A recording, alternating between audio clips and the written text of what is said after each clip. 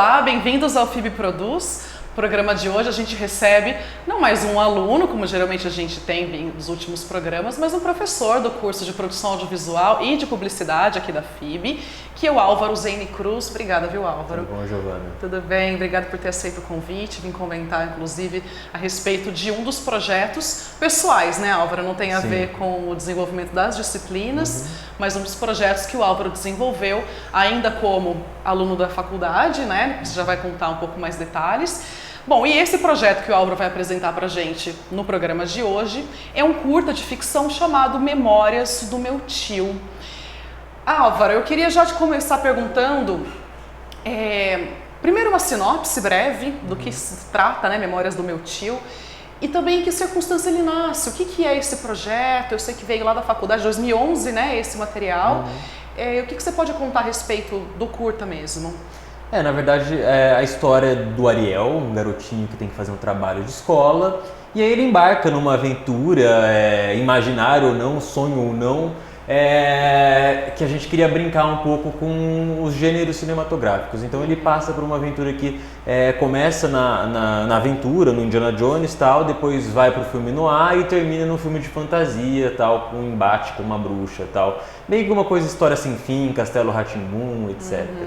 E o filme o roteiro nasceu em 2007, ainda durante a faculdade, na disciplina de roteiro, mas ele ganhou um edital e ele foi filmado eu já tinha terminado a faculdade, em 2010 nós filmamos e ele estreou em 2011, finalizamos ele em 2011. Certo. E aí qual que foi esse caminho, Álvaro, desde o roteiro durante a faculdade para que realmente ele pudesse ser contemplado como um edital? O roteiro nasceu em 2007 nessa disciplina, tal, passou por algumas versões durante a disciplina e nós mandamos para um edital, que era um edital de fomento, de incentivo, mas ele não era aquele edital que te dá o dinheiro na mão, ele me dava uma carta de captação e aí com essa carta eu tinha o direito de captar com empresas em Curitiba, foi feito em Curitiba. Inclusive o edital era municipal, né? O edital municipal isso, da cidade de Curitiba. Isso.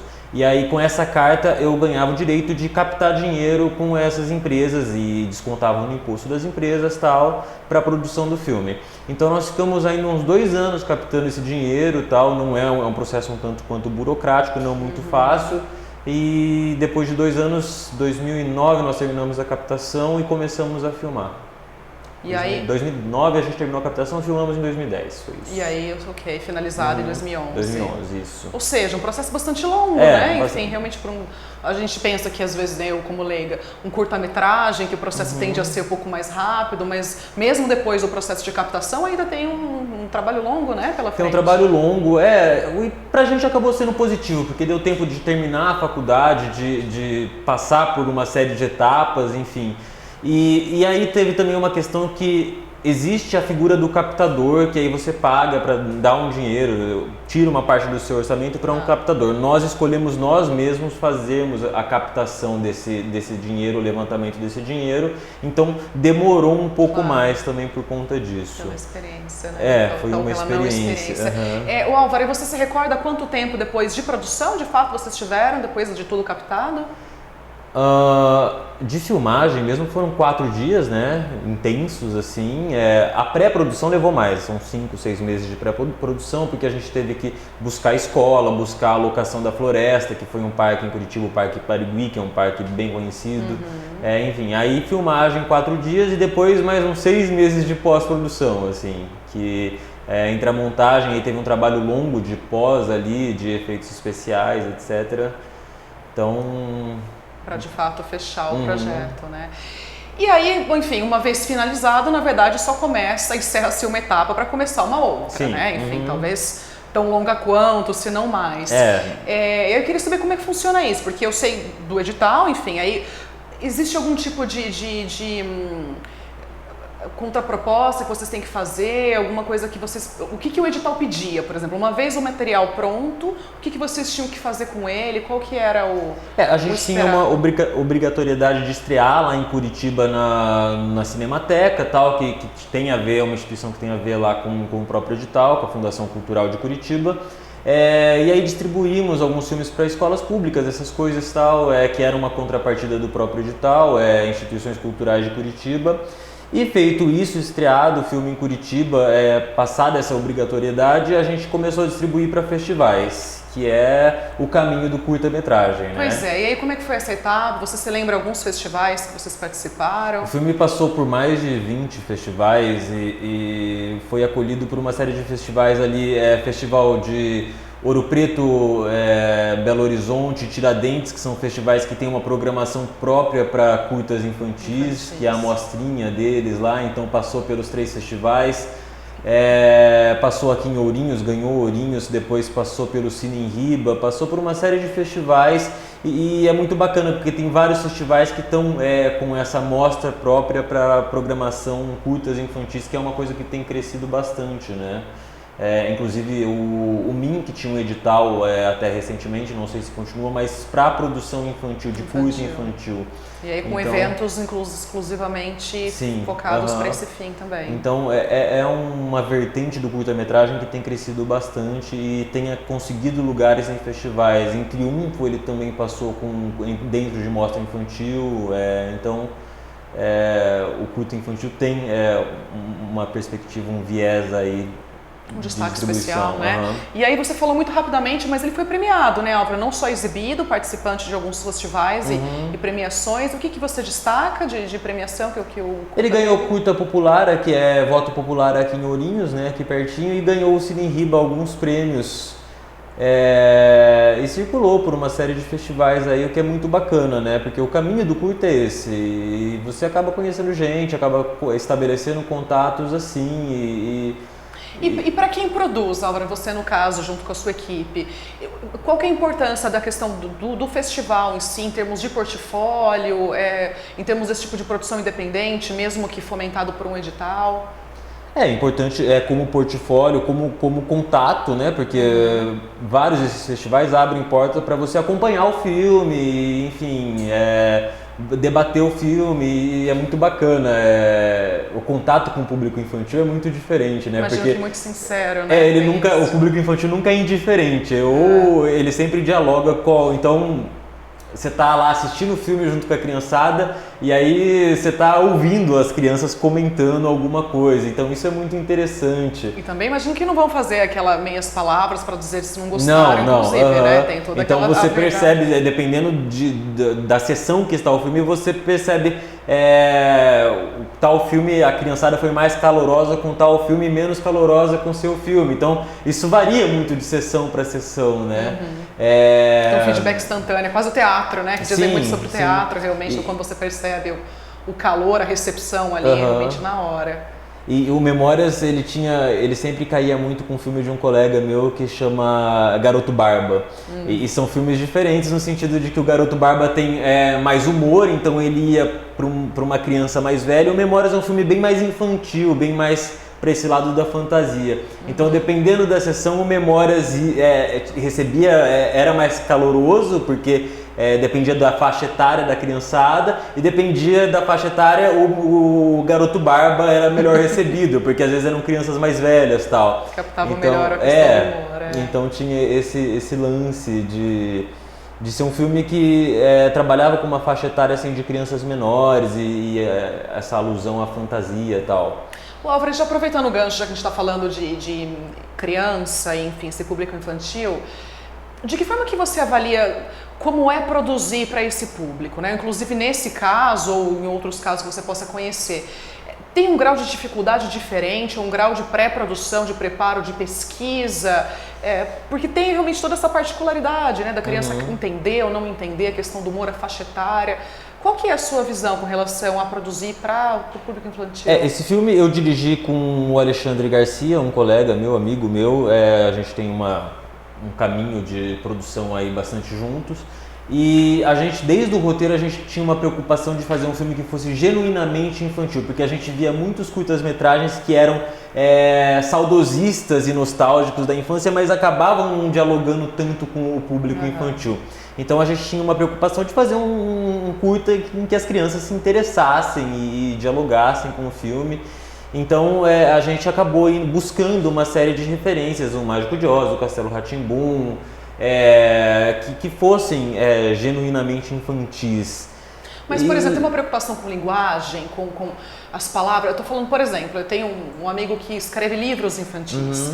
E a editora, por exemplo, tem determinado momento em que tem uma pedagoga, enfim, uma especialista que vai avaliar aquele material e falar, olha, para essa faixa etária, não use essa palavra, use aquela. A criança vai entender melhor se você trabalha. Existe uma espécie de lapidação do texto, pensando realmente numa especialização por parte da criança que vai receber.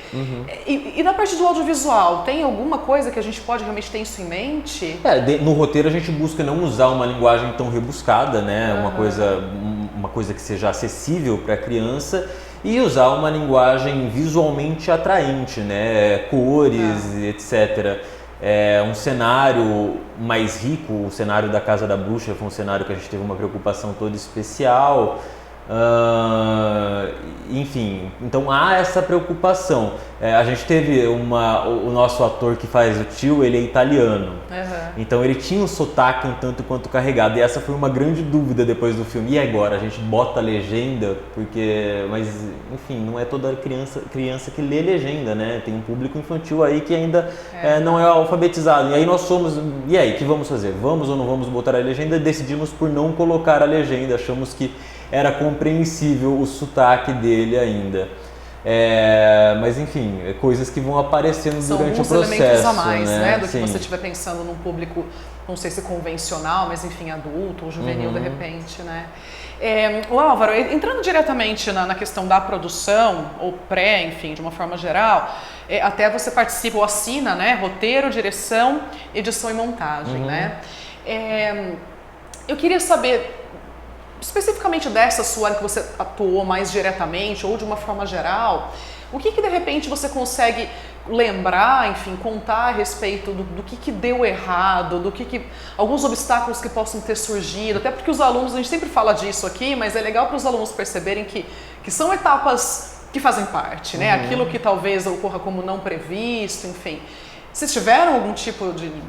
Tivemos vários, né? Porque era uma produção grande, assim, para um curta-metragem. A gente tinha uma equipe de 40 pessoas, assim, envolvidas, assim. E obstáculos dos mais improváveis possíveis. A gente foi filmar no Parque Barigui, num lugar mais fechado. E aí chegamos lá, tinha muitos preservativos pelo chão. E aí a equipe todas. Com criança, e aí a equipe de produção teve que sair atrás de luva, porque enfim, tinha que filmar e tinha que tirar aquilo dali. Então, imprevisto também. Imprevistos desse tipo. Outro imprevisto foi a noturna que a gente fez. Além de ter que fechar a rua e ter que pedir apoio de polícia passando ali o tempo todo, deu uma virada no tempo, que estava 20 e poucos graus em Curitiba durante a tarde, o tempo virou e a temperatura foi para 0 graus à noite. E aí nós quase congelamos, enfim, mas aquela era a nossa noturna e tinha que filmar. Então, uma série de imprevistos desse tipo que, enfim, tem que lidar. E tem que estar preparado, né? Inclusive o plano B tem que existir, imagino que a cada momento da gravação ali tem que... Plano B, plano C, enfim. Porque chegou num momento que vamos diminuir a decupagem, porque a gente está com criança aqui, meia-noite, 0 graus filmando. Então vamos enxugar essa decupagem para que a gravação não vá até onde se esperava. Vamos buscar planos que deem conta da narrativa sem, enfim, puxar até as 4 da manhã. Para não criar mais elementos improváveis. Álvaro, até uma curiosidade pessoal. Vocês lidaram com algumas crianças, realmente, tem o ator principal, né? A Carol, né, que é uma outra criança que também participa além da cena da escola, mas essencialmente com relação ao ator principal, qual que é, por exemplo, o cuidado ou qual o envolvimento dos pais, por exemplo, que você acabou de citar, externas, noturnas, com temperatura, enfim, baixa. Como é que é isso, assim, para vocês, em termos de responsabilidade, de cuidado, na verdade, e os pais costumam estar junto? O Daniel, que fez o Ariel, o protagonista, ele tinha uma prima que era muito presente e cuidava da carreira dele, artística e tal. Então, ela estava o tempo todo no set com a gente, qualquer necessidade dele, a gente já fazia com ela, né? Falava com ela. E outro cuidado que a gente teve foi gravar num feriado para que ele não perdesse aula, né? Então a gente gravou no feriado, se eu não me engano, foi de 7 de setembro que nós gravamos, para que ele não tivesse que faltar em aulas, etc. Mas sim, eu acho bastante importante que alguém da família esteja presente acompanhando a criança. No caso era essa prima, mas já tive pais acompanhando, etc. No caso da cena da escola, que tinha uma criançada lá fazendo figuração, a gente pediu autorização para os pais e aí ficou um pessoal da escola acompanhando a gravação. Então, numa escola real, inclusive, sim, numa escola real. Então nem todos os pais estavam ali, mas tinham, além da nossa equipe de produção, tinha o pessoal da escola ali acompanhando, tal, vendo tudo certinho. E é mais fácil ou mais difícil dirigir criança? Olha, os dois protagonistas, eles eram bem tranquilos, assim, foi bastante fácil lidar com eles. Agora, a cena que tinha bastante figuração de criança, teve um momento em que a gente falou, não, vamos enxugar, porque as crianças começaram a ficar um pouco agitadas. E elas começam bem, mas aí, enfim, vão se conhecendo, vão conversando e tal, e vão ficando agitados, vão se cansando. Então, é o tipo de coisa que tem que tomar um cuidado, para você não extrapolar e, enfim... Contar com a boa vontade exagerada, né, das crianças. Álvaro, para a gente já finalizar, bom, esse projeto, como você contou inicialmente, ele realmente foi concebido ao longo da faculdade, digamos assim, mas essencialmente possibilitado ou concretizado por conta de um edital, né?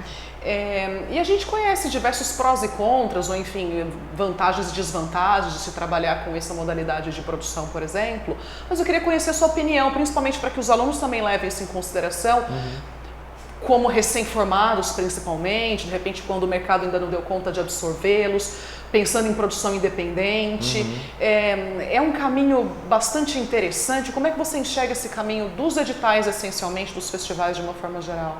Eu acho bastante importante, acho que os festivais são o momento em que a gente é conhecido, em que a gente tem a oportunidade de colocar os nossos primeiros curtas, que a gente sai da faculdade de cinema audiovisual, então a produção a princípio que surge é o curta-metragem, e o festival é o espaço para o curta-metragem. O festival ele é muito bacana porque ele não engloba só curtas-metragens de edital. Você pode mandar ali a sua produção independente. Então, esse é o primeiro contato que você vai sair para o mundo com o seu filme e vai conhecer um monte de gente que fizeram curtas independentes como você, mas não, que também fizeram curtas com dinheiro, com mais ou menos dinheiro. Então é um momento de troca de conhecimento de pessoas ali que é bastante interessante. Então vale a atenção, pelo menos, né, dos alunos para esses editais, sim, esse incentivo. O festival é uma abertura de portas, eu acho que é crucial, até porque a gente faz filmes e faz curtas e faz produções televisivas não para ficar debaixo do colchão, né? Para sair e ganhar o mundo, né? Não para ficar falando com a nossa avó, com a nossa tia, com a nossa família, né? É verdade. Álvaro, obrigada, viu? Antes de Obrigado tudo, a vocês por ter vindo. Espero que retorne. Eu sei que tem outras produções. Memórias do Meu Tio é apenas uma, né? Do que você já respondeu, seja por roteiro, por direção, enfim, por outras áreas, inclusive. Bom, o FIB Produz vai para o intervalo breve, daqui a pouco a gente retorna, inclusive com a exibição do curta que o Álvaro apresentou pra gente. Até já já.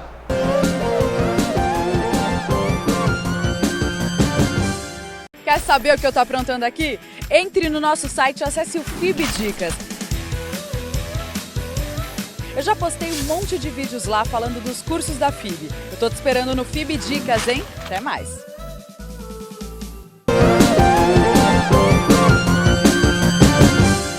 Olá, bem-vindos de volta ao FIB Produz. Na sequência, então, vocês ficam com o curta Memórias do Meu Tio, que acabou de ser apresentado aqui pra gente pelo professor Álvaro. Espero que gostem. O FIB Produz fica por aqui. Tchau, tchau.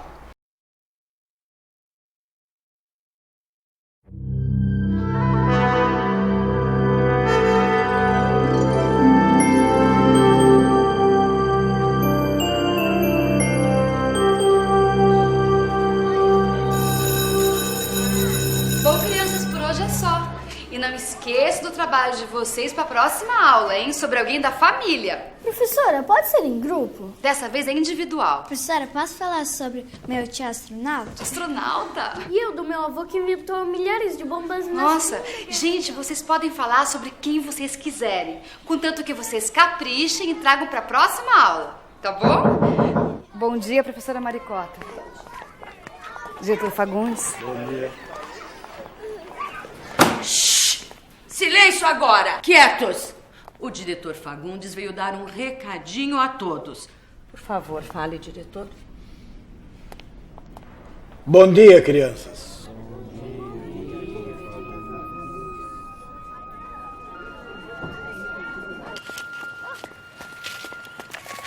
Boa tarde pra você também, mocinho. Mãe, agora não dá, tem que pesquisar o trabalho da escola.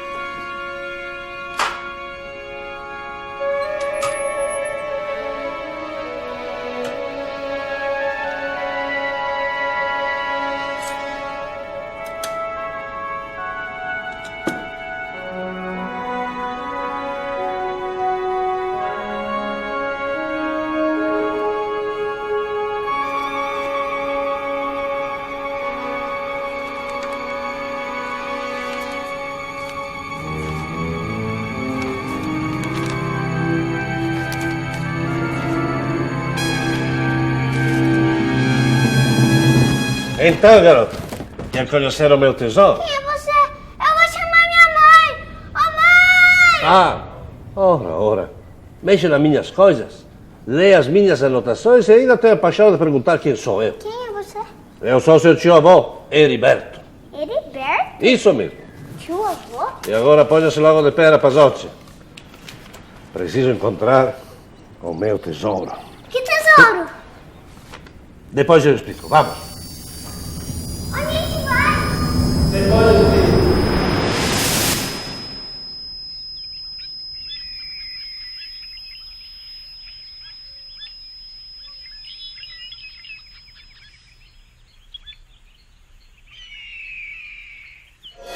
Vamos, garoto. Tio! Essa não é hora para a sonolência. Tio, onde ele está? Estamos na Ilha Infernal. E esse velho nariz aqui fareja o nosso tesouro por perto. Vamos! Sim. Tá bom, tio. Mas se a gente achar esse tal tesouro... Será que o senhor poderia levá-lo lá pra escola? Claro, claro. Mas agora silêncio. Estamos na terra do Xorinabe. Uma tribo muito supersticiosa. Se eles notarem nossa presença aqui, Acho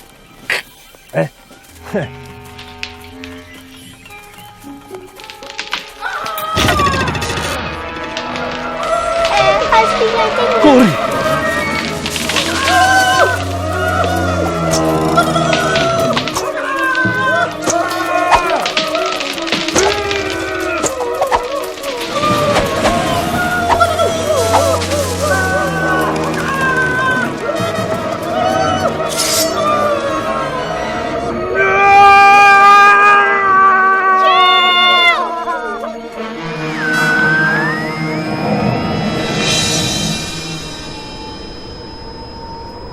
Vamos, Ariel.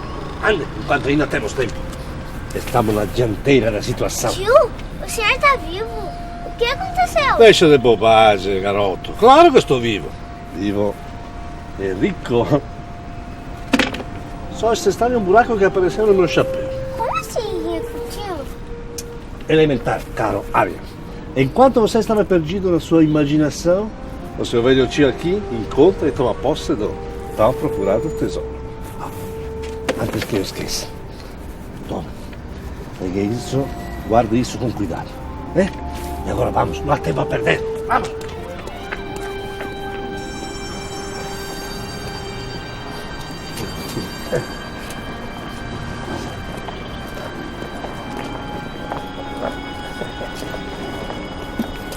Arrêtez-vous! Parados! E acabou pra vocês. Vamos, passa a maleta aqui. Essa aqui? Aham, passa aqui. Tio, Cala a boca, seu... Vai, corre! Corre! Corre, Ariel! Corre!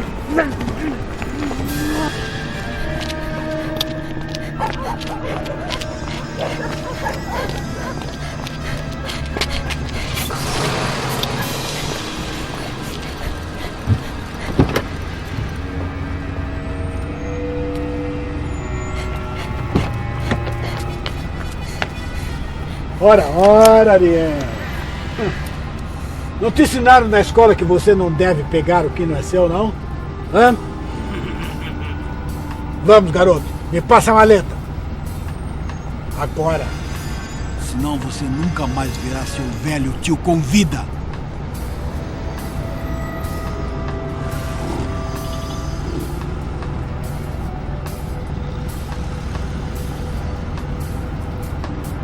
Ótimo.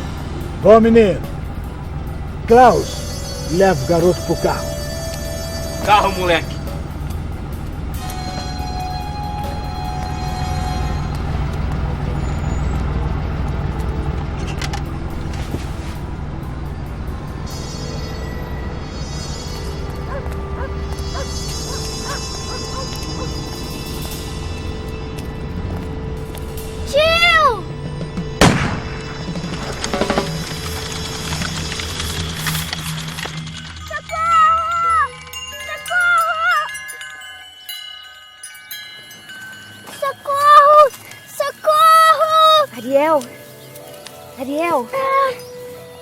Ariel. Professora Helena. Ariel, querido, você tem que ajudar o seu tio. Ele é mantido como refém pela bruxa pitagórica, que jurou soltá-lo em troca do tesouro que está com você. Mas, professora Helena, o tesouro não tá mais comigo. O diretor roubou. Você tem certeza, Ariel?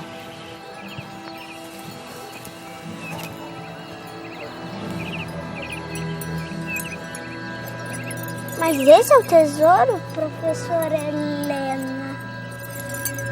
Ah!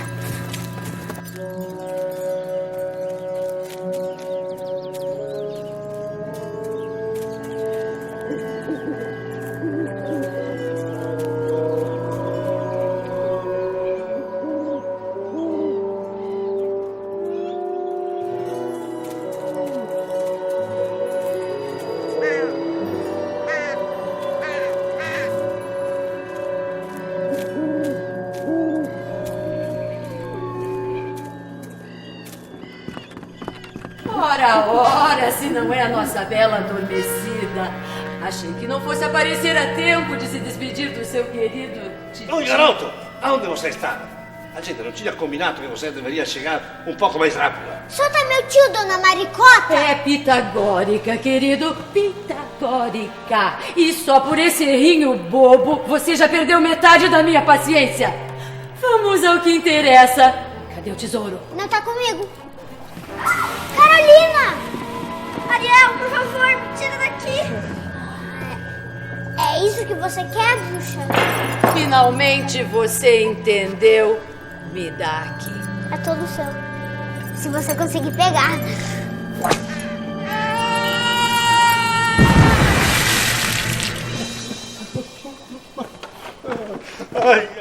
Ai. Graças lá, o meu tesouro. Em prol do doce, verdadeiro, primeiro amor. Bom, os nossos caminhos vão em direção oposta. Eu tenho outros tesouros a caçar. Ainda mais depois que você impossibilitou um deles. E você, se não lembram mal, tem um trabalho a escrever, não é? E já que você não poderá levar o tesouro como prova da nossa aventura, toma. Fique com isso. Tá um pouquinho largo, né, tio? Não, meu filho. Está perfeito. Perfeito.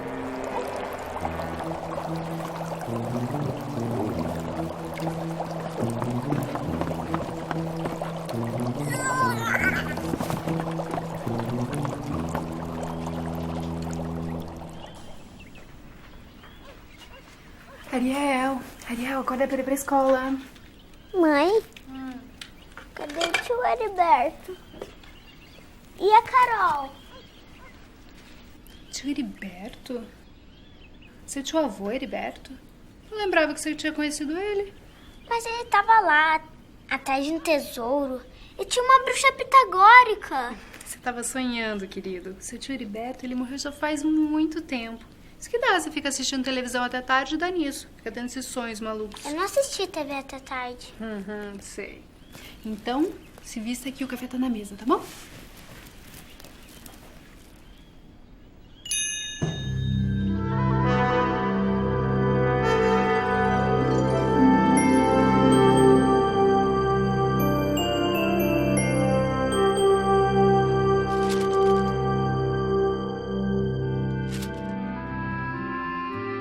Oi, crianças. Eu tô entusiasmada para ver o trabalho de vocês. Espero que me surpreendam, hein? Licença, professor. Oi, Ariel. Desculpe o atraso. Não tem problema. Que bonito esse chapéu. Obrigada. Vamos começar a aula, então. Quem quer começar lendo o trabalho?